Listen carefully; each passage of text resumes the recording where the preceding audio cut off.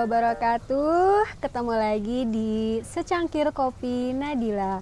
Kita di sini bakalan bincang-bincang santai lagi ya. Tapi kali ini aku nggak akan bincang-bincang santai karena nggak ada teman bincangnya. Jadi mau ngelanjutin episode yang kemarin yang kita udah bahas-bahas banyak sama komunitas NAD. Hari ini kita bakalan bacain cerita-cerita yang udah masuk dari member-membernya NAD dan juga dari luar NAD. Ya, ada satu cerita yang masuk. Kita akan bacain ya. Ini dikirim dan ditulis oleh Alsha Wahida. Beberapa hari setelah melahirkan, perempuan itu dipaksa meninggalkan rumah suaminya sendiri. Bukan tanpa sebab, ia selalu berdalih baik-baik saja. Namun, kedua bayi kembar berjenis kelamin laki-laki dan perempuan yang ia lahirkan menjadi saksi betapa sulitnya perempuan itu hidup semasa kehamilannya. Jika kau masuk ke rumah mereka, kau hanya akan menemukan tumpukan baju dan piring kotor di kamar mandi. Tidak ada mesin cuci baju, apalagi mesin cuci piring. Bahkan, air pun harus mengambil jauh dari sumur orang. Tidak ada yang diusahakan oleh suaminya agar air pam mengalir ke rumah mereka. Listrik pun terancam diputus. Kondisi rumah semrawut seperti kapal pecah. Tenaga perempuan itu tak cukup untuk menangani semuanya sendirian. Setiap hari, dia juga harus berjibaku dengan 3 anak lainnya. Jadi, totalnya ada 5 orang dengan si bayi kembar. Si sulung baru berusia 11 tahun saat itu.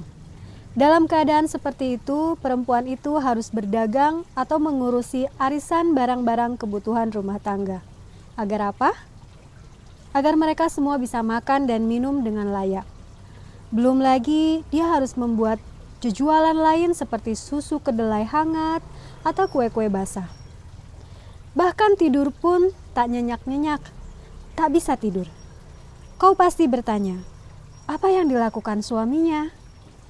Ya, suaminya hanya pengangguran yang manja dan pemalas. Saban hari dia menongkrong di kedai kopi, membual sana-sini, membawa berita dan candaan basi. 100-200 ribu terkadang ia dapatkan dengan meminta, karena keahliannya membual itu. Terkadang, dia bercandaria dengan perempuan lain, pelayan di kedai kopi, sampai malam. Usianya tak lagi muda, 10 tahun jauh lebih tua dibandingkan si istri. Namun perilakunya tak ubah anak bayi yang masih selalu minta menyusu. Setiap ada kesempatan, si lelaki hanya mampu meminta uluran tangan saudara-saudara kandungnya. Sejak kecil, dia memang terbiasa dimanja oleh orang tuanya. Tak heran, kelak dewasa tak ada sama sekali perjuangan untuk mandiri. Bukan itu saja, si perempuan kerap kali mengalami luka batin dan fisik.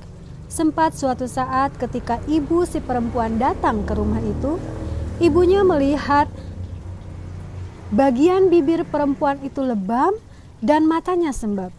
Ketika ditanya, perempuan itu hanya mengatakan jatuh dari kamar mandi. Ibunya hanya terdiam dan menahan pertanyaan berikutnya. Namun, aku bisa melihat seperti ada getir pahit jatuh di dalam mata sang ibu. Aku tahu sebabnya mengapa perempuan itu tak hendak berkata jujur. Saat itu, aku baru saja lulus kuliah dan sengaja pulang untuk melihat keadaannya. Aku mendukung dia untuk berpisah.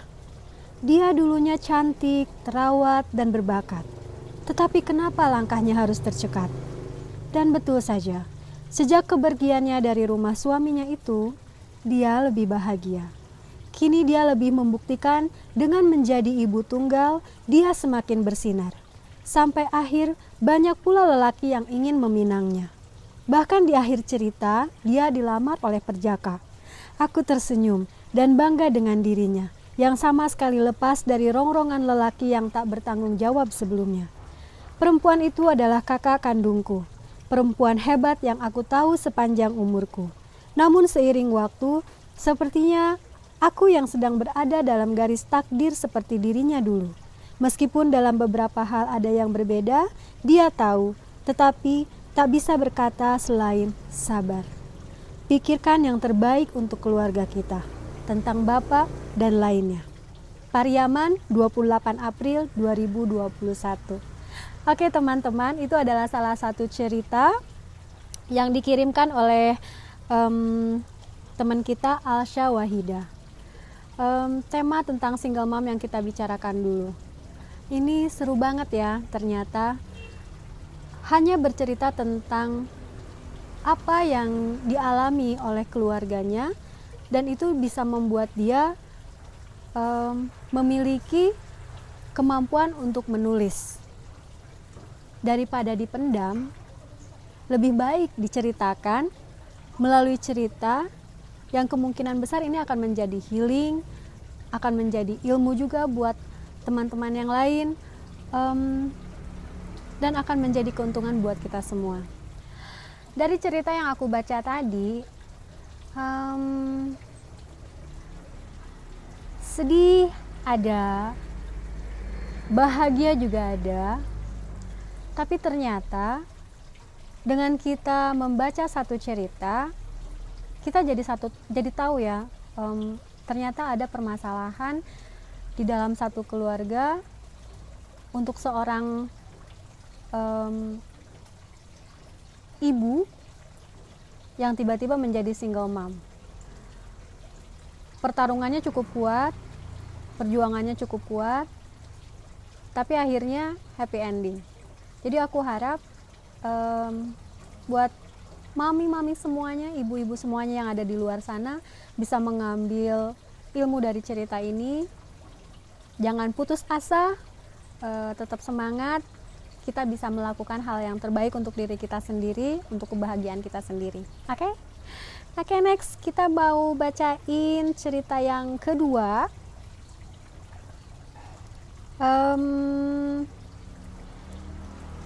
Cerita ini datang dari Dewi Salam. Dia bercerita tentang ibunya. Yang jelas-jelas ibunya adalah single mom.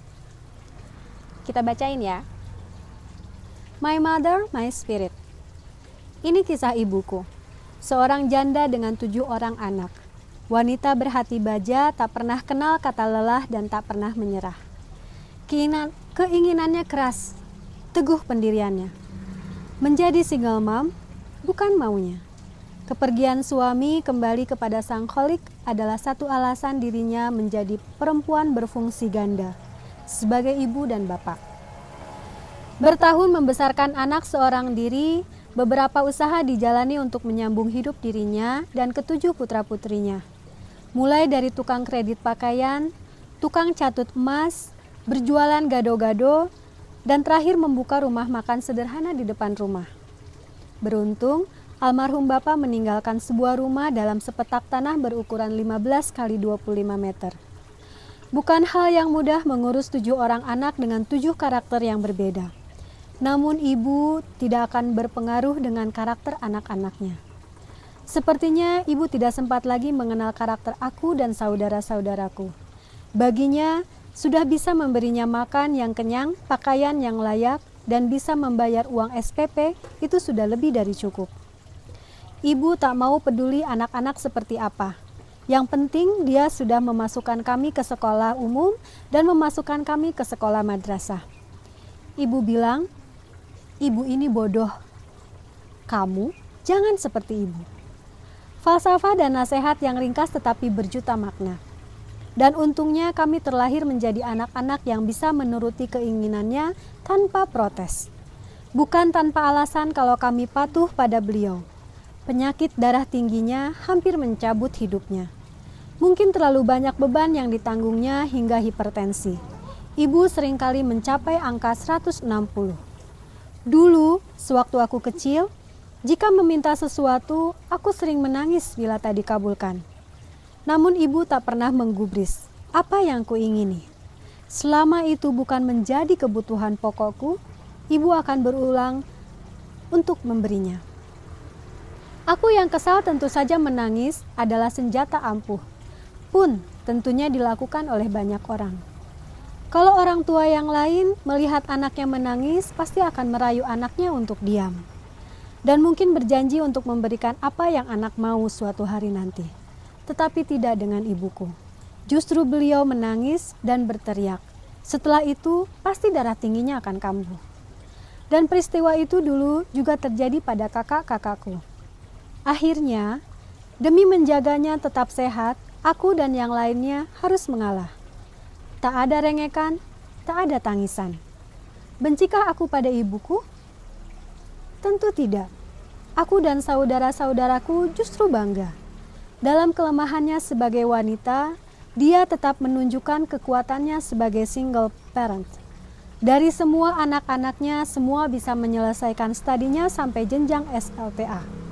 Terkecuali untukku, ibu berhasil mengkuliahkan aku. Tangis, tawa menjadi campuran bahagia yang lengkap saat kupakaikan toga di kepalanya. Ya, toga itu cocok untuknya. Dialah yang patut mengenakan mahkota itu. Dialah yang sebenar-benarnya sarjana, yang lulus dengan predikat cum laude karena telah lulus dengan nilai terbaik untuk nilai ekonomi rumah tangga. Beliaulah orang yang lulus dengan hebat pada mata kuliah agama keluarga. Beliau juga orang yang lulus dengan nilai sempurna pada mata kuliah keharmonisan keluarga.